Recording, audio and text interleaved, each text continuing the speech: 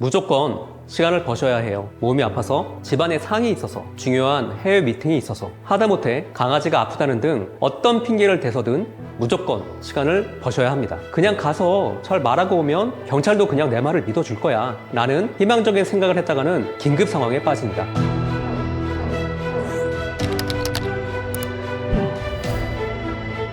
경찰의 소환 전화에 대응하는 방법. 이 영상을 클릭하신 분들은 경찰에서 전화가 올까 걱정하거나 혹은 이미 전화를 받으신 분들이 많으실 겁니다. 수많은 걱정으로 이 영상을 클릭하신 분들에게 매우 중요한 팁 말씀드리겠습니다. 의뢰인분들께서 이런 말을 할 때가 종종 있습니다. 경찰이 전화 와서 여러 가지 물어보는데 이것저것 다 말해줬어요. 괜히 겁나기도 하고 긴장되더라고요. 괜찮겠죠?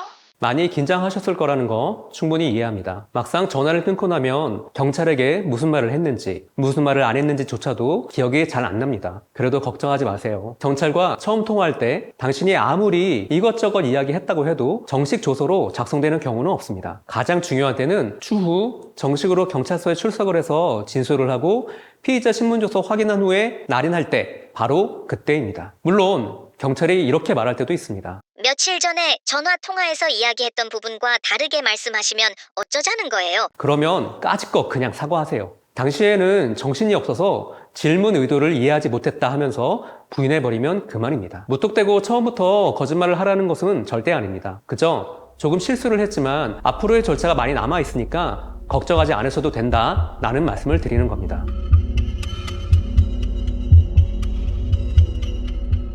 조금의 실수조차 하고 싶지 않은 분들에게 드리고 싶은 조언. 무조건 시간을 버셔야 합니다. 몸이 아파서, 집안에 상이 있어서, 중요한 해외 미팅이 있어서, 하다못해 강아지가 아프다는 등 어떤 핑계를 대서든 무조건 시간을 버셔야 합니다. 그냥 가서 잘 말하고 오면 경찰도 내 말을 믿어줄 거야 라는 희망적인 생각을 했다가는 빠집니다. 비상구도 보이지 않는 불구동.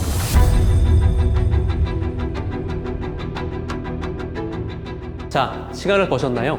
이제 곧바로 해야 할 것은 바로 정보공개 청구입니다. 내가 무엇으로 고소를 당했는지 반드시 알아야 해요. 막상 고소장을 보면 내가 생각지 못했던 부분도 보이고 내가 예상했던 부분이 빠져 있을 수도 있습니다. 온라인으로 빠르게 확인하는 방법을 준비했습니다. 딱 이대로만 따라하시면 됩니다. 검색창에 정보공개 포털 사이트를 검색해서 로그인을 진행한 다음 포털 우측에 있는 청구, 소통, 청구 신청으로 가서 신청서를 작성해 주세요. 청구 주제는 안전, 복지, 행정, 재정 중 아무거나 선택하시고 제목은 고소장 정보공개 청구라고 하면 되고 청구 내용에는 어떠한 고소사건의 고소장을 정보 공개하여 주시기 바랍니다 와 같은 내용과 함께 사건번호, 사건명, 담당 경찰서, 담당 수사관 등 사건에 대해서 알고 있는 내용을 자세히 기재해 주시면 됩니다. 청구기관은 고소장이 접수된 경찰서로 선택을 하시고 희망하는 공개 수령 방법까지 선택하신 후에 청구 신청하시면 정보공개 청구가 완료가 됩니다. 일반적으로 실제 청구기관에 신청서가 접수된 후에 빠르면 3일에서 10일 정도 소요됩니다. 이렇게 확보한 고소장을 보면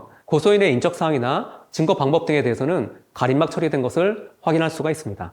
온라인에 좀 익숙하지 않으신 분들은 경찰서 민원실에 직접 가셔야 합니다. 그곳에서 고소장 정보공개 청구와 관련된 서식이 있습니다. 이것을 작성하셔서 접수하시면 됩니다. 자, 이렇게 나에 대한 고소장 내용까지 확인을 했다면 이제 뭘 해야 할까요? 고소장을 들고 당장 변호사를 찾아야 합니다.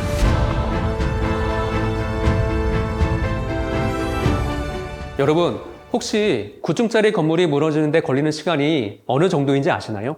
10초입니다. 금이 가기 시작할 때 탈출해야지 무너지기 시작할 때 비상구를 찾아봤자 늦습니다. 제가 영상 오프닝에서 경찰 소환 전화에 희망적인 생각을 품었다간 딱 한 가지, 당신의 인생이 긴급 상황으로 빠진다고 말씀을 드렸는데요. 정말입니다. 처음부터 제대로 대처하지 못해서 구속되어야 했던 많은 분들을 보면서 안타까웠던 적이 한두 번이 아닙니다. 저는 법무법인 혜성의 대표 변호사이면서 로스쿨 겸임 교수이자 동시에 대한변호사협회에서 인증을 받은 우수 변호사이기도 합니다. 법을 가르치면서 다짐했습니다. 학생들에게 부끄러움이 없는 선배 법조인이 되겠다고. 이 다짐을 지금 영상을 보고 계시는 여러분께도 전달드립니다. 무조건 무죄 받을 수 있다는 식의 부풀린 희망을 드리지 않겠습니다. 다만 여러분께 최고의 결과가 나오도록 최선의 노력을 다하겠습니다. 그렇게 당신 옆에서도 부끄러움이 없는 변호사로 남고 싶습니다. 구독해 주신다면 늘 뜬구름 잡는 이야기가 아닌 현실에서 바로 써먹을 수 있는 가장 현실적인 법률팀으로 인사드리겠습니다. 감사합니다.